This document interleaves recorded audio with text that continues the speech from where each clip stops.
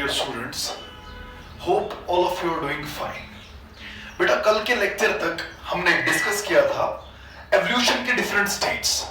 मैंने आपको बेटा ये चीज बताया था कि दुनिया में सबसे पहले इंसेक्टिवोरस मैमल्स जब आए उनसे बेटा कैसे डिसेंड फिर डिफरेंट लाइंस हुई, राइट? अगर आपको कल का लेक्चर याद होगा बेटे, मैंने यहां से शुरुआत की थी। स्टार्टिंग हमेशा इंसेक्टिवोरस मैमल से हुई थी, उसके बाद बेटा डिफरेंट लाइंस आए थे, फिर जाके जिस स्टेज से मैंने स्टार्ट किया था बेटा उसे हम बोलते हैं पैरापेथिकस। उसके बाद बेटा पैरापेथिकस से बना ड्रायोपेथिकस, अगर आपको याद होगा। बेटा ड्रायोपेथिकस से फिर बना था रामापेथिकस, अगर आपको याद होगा। फिर उससे बना था बेटा ऑस्ट्रेलियोपेथिकस। ऑस्ट्रेलियोपेथिकस की भी डिफरेंट स्पीशीज थी, ऑस्ट्रेलियोपेथिकस अफ्रीकन्स, ऑस्ट्रेलियोपेथिकस अफेरेंसिस, ऑस्ट्रेलियोपेथिकस रोबस्टस, ऑस्ट्रेलियोपेथिकस रेमेंडस, ठीक है, ऐसे ऑस्ट्रेलियोपेथिकस बायोसी, राइट? ये डिफरेंट स्पीशीज थी ऑस्ट्रेलियोपेथिकस की। उसके बाद ऑस्ट्रेलियोपेथिकस से बना था बेटा होमो हैबिलिस, और उसके बाद होमो हैबिलिस से बना था होमो इरेक्टस।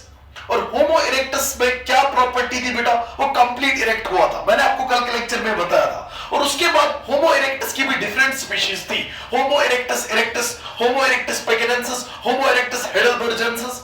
उसके बाद अल्टीमेटली उनसे बने थे होमो सेपियंस, और सबसे पहले जो होमो सेपियंस बने थे दे वर होमो सेपियन नेanderthalensis। उसके बाद होमो सेपियन फॉसिलिस, उसके बाद बेटा होमो सेपियन सेपियंस, जिन्हें हम मॉडर्न मैन के नाम से जानते हैं। और कल के लेक्चर में ही बेटा मैंने आपको वो ट्रिक बताई थी, आप कैसे इन सब स्टेज को याद रख सकते हो। मैंने आपके सामने ये रखा था कि डॉक्टर राम, ठीक है, या तो आप स्टार्ट से रखना चाहते हो, private doctor Ram Australia, Hong Kong, Japan गए थे।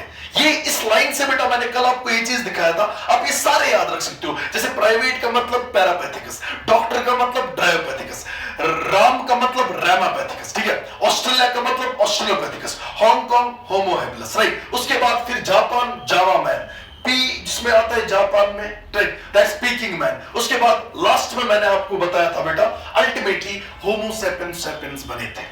डन? इतना तो बेटा हमने कल के लेक्चर में डिस्कस किया है। और आप अब बेटा आज अगर आप देखोगे हमारा पूरा डिस्कशन जो है बेटा वो रिवॉल्व करेगा around the discussion that's human evolution. बेटा ह्यूमन एवोल्यूशन में सबसे पहला स्टेज जो हमें डिस्कस करना है उसको हम नाम देते हैं ड्रायोपेथिकस।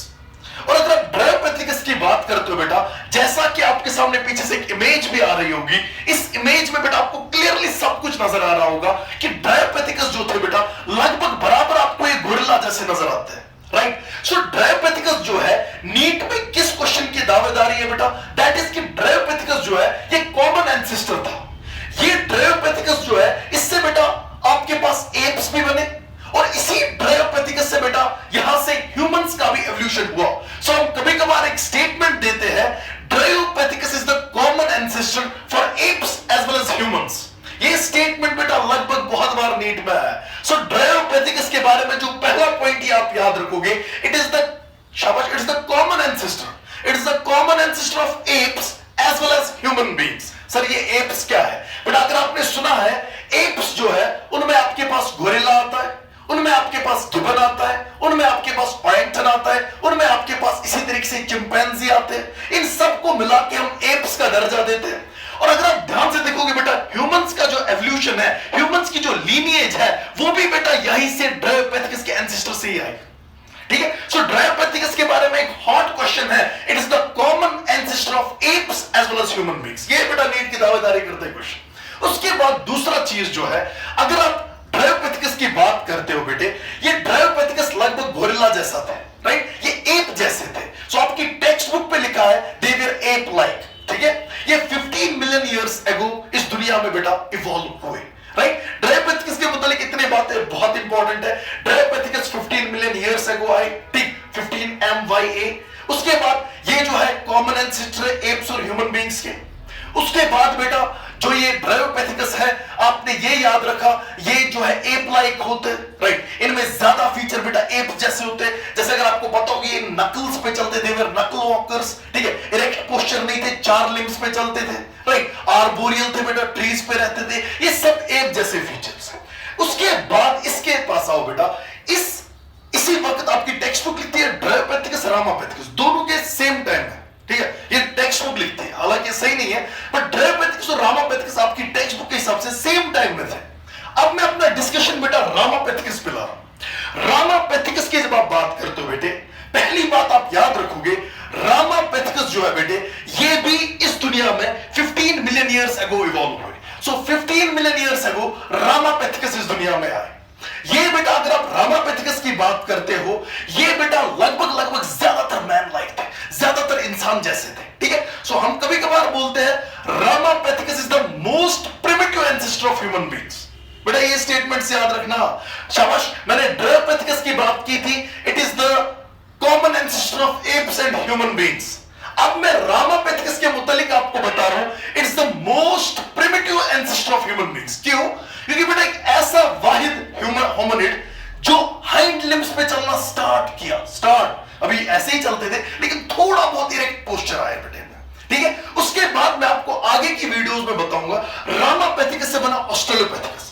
बेटा ऑस्ट्रेलोपेथिकस लगभग ऑलमोस्ट खड़ा हुआ, लगभग इतना, और इसके हाथ में हमेशा स्टोन रहती थी। ये स्टोन से बेटा खुद को प्रोटेक्ट करता था। उसके बाद इससे बना बेटा होमो habilis.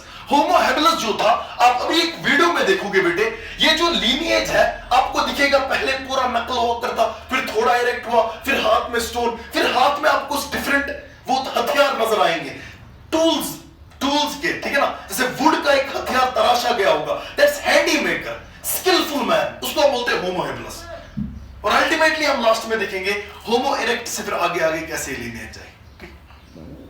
Comment, share and subscribe. Zology.